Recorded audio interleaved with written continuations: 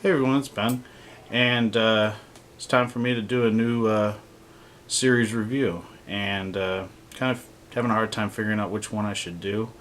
So I'm going to go to the horror shelf and pick one at random. So follow So me. many movies. Just so much. Where do I start?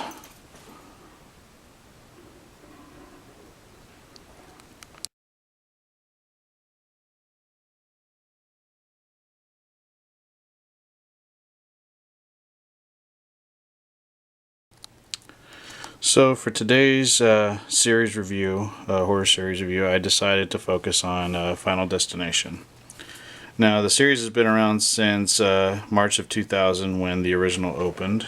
It has gone on to be four sequels from that original film that have spanned the last 11 years. And it's a really good series. There are a couple of the films that I'm not as crazy about as others, but for the most part, I think it's always been a series that's consistent. It's delivered on what it's promised, and it's really been a mainstay in the horror genre. And I just thought it was important to talk about it with the release of Final Destination 5 on DVD and Blu-ray just on December the 27th. So instead of just focusing on one of them, I thought I'd focus on all five of them. And starting with, of course, the original. So I saw this film opening weekend, March of 2000.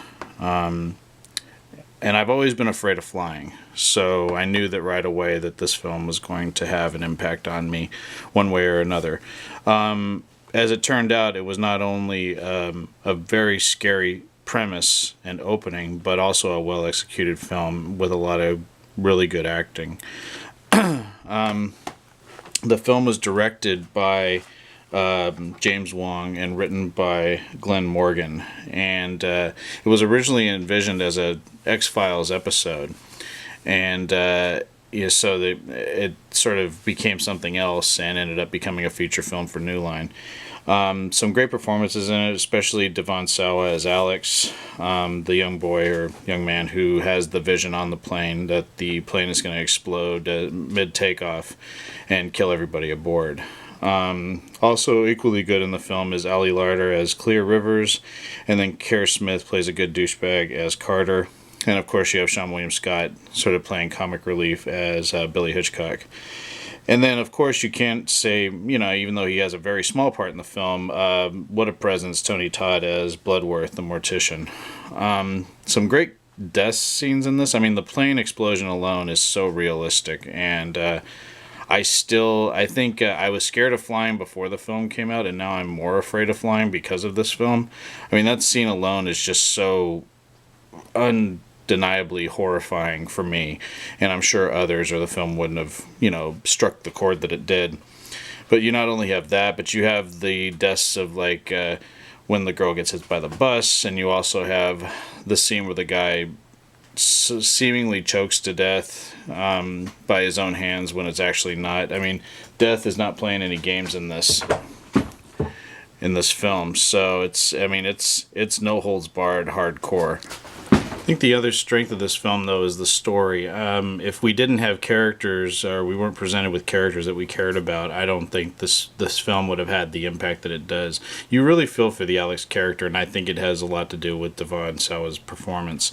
I mean, he's in such a dilemma where, he saved people. I mean, people got off the plane because of what happened, where he had this premonition, and then everybody thinks that he's actually causing all these deaths of the survivors that have left the plane.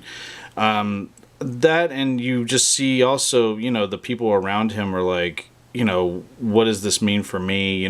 When you start to figure out how death's design works, it really matters that you care for these people and that the performances are strong. And luckily we have a solid cast and very good story to go along with the excellent special effects. So yeah, I mean, there's nothing bad I have to say about this film. I think it's it's a great film. It's one of my favorites in the horror genre, especially ones that have come out in the last 10 to 12 years.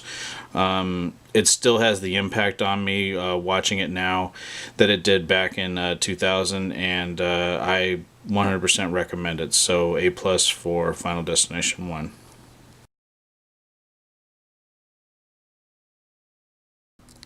Okay, Final Destination 2 would be released in January of 2003, and in my opinion, it was worth the wait because Final Destination 2 is probably my favorite of the series.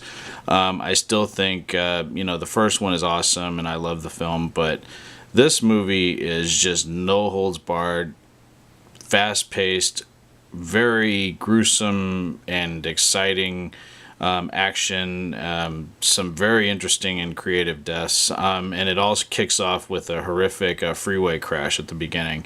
I think it was smart that the producers brought on David R. Ellis to direct this one, because the freeway scene alone is worth watching it. And then with the cast, you have A.J. Cook, who is Kimberly. She's the young woman that has the vision that there's going to be a crash. Then you have Michael Landis as Thomas Burke, who is a police officer that gets involved. And then, of course, Ali Lauder returns as Clear Rivers. My one gripe with this one is that Devon Sawa did not come back to reprise his role as Alex. He was missed because he was such a presence, and the first movie was completely around his character. From my understanding is that he didn't want to do the sequel, and what they had done was they wrote two scripts. They thought that it would be more impactful if going into the second one that the survivors of the first one, that there was only one left, so that over the course of it's a year time gap between this one and the first movie, that not all the survivors were there. And of course, if you've seen if you've seen the first movie, you know what happens to Carter, but you know that Clear and Alex are still alive. So they had two scripts, and based on the fact that Devon Sawa didn't want to come back, they decided to go with the second script where actually he has been killed, and Clear is actually the only survivor from the first film. But again, there's some really great kill scenes in this one. Along with the freeway crash, I still think the pane of glass that falls on the little boy outside the dentist's office is pretty brutal. I also think that the scene outside of a farm where this explosion occurs and this barbed wire fence is thrown through the air and sort of hits somebody that's standing there, that one was pretty good too. I mean, it's a really good film, and of course, Tony Todd does come back as Bloodworth in a small, little cameo again. And it's really interesting, like, who is this Bloodworth character? I mean, is he Death? How does he know so much about Death? And plus, in this one, Death's design is different because what it's trying to do is work backwards. So everything that was seen in the vision in this one, all the deaths are happening in reverse, which I thought was really interesting, and I thought I liked that, and I like how this one tied so heavily into the first film. So excellent movie. Love the first two Final Destinations 100%.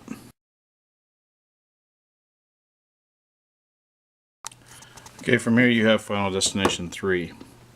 Now, this film came out in March of 2006, and with this one you had the return of James Wong as the director and Glenn Morgan as the screenwriter.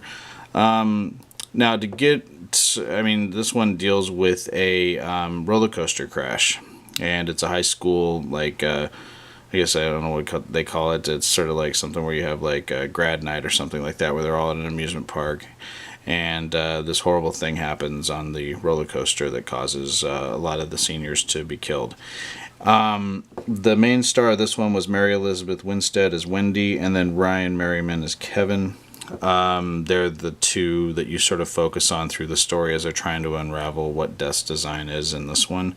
My problem with Final Destination 3, I think it's a good movie, but I don't like it as much as the first two. And my main problem with it is, number one, they didn't bring Tony Todd back as Bloodworth. I thought that was kind of an interesting thread through the first two films, is that he would make an appearance in some way. His voice is used. Tony Todd did a voiceover for the devil thing that's in front of the roller coaster. But that's his only contribution to the film.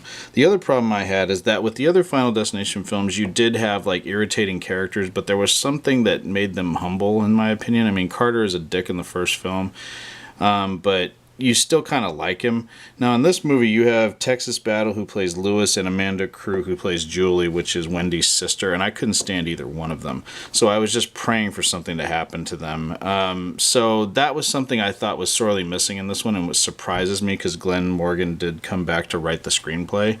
But I just couldn't stand either of those characters. The other thing that I didn't like is that this one, there wasn't a thread in this one that tied to the other two films. Pretty much Ryan Merriman's character Kevin looks up and just finds out that, you know, there was this incident several years back that this kid predicted that a plane would explode, and, you know, yada yada yada. But there's nothing else that ties these victims to the victims that survived the second film, and I thought that was something that, you know, is kind of ruined the next two films in the series, because that was such an important thread, and I thought that was you know, something that should go on, that the sort of like Friday the 13th and some of these other, you know, horror series, that the victims of the last one should at least make an appearance in the new one. Other than that, I thought the roller coaster accident was awesome. I thought there was some really horrific deaths in this. I think the girls that are getting tanned, that one's pretty bad. Also thought the guys that are working out and the accident with the weight set, that's pretty bad. And then the one in the Lowe's, Home Depot like department store is pretty brutal as well.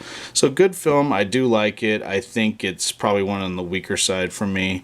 But yeah, I mean, I like it just as fine, and I don't have a problem watching it at all. So it's still a good film. Just those gripes that I mentioned in the beginning are the things that hold it back from it being as good as the first two. But still, solid entry, and I do enjoy watching it.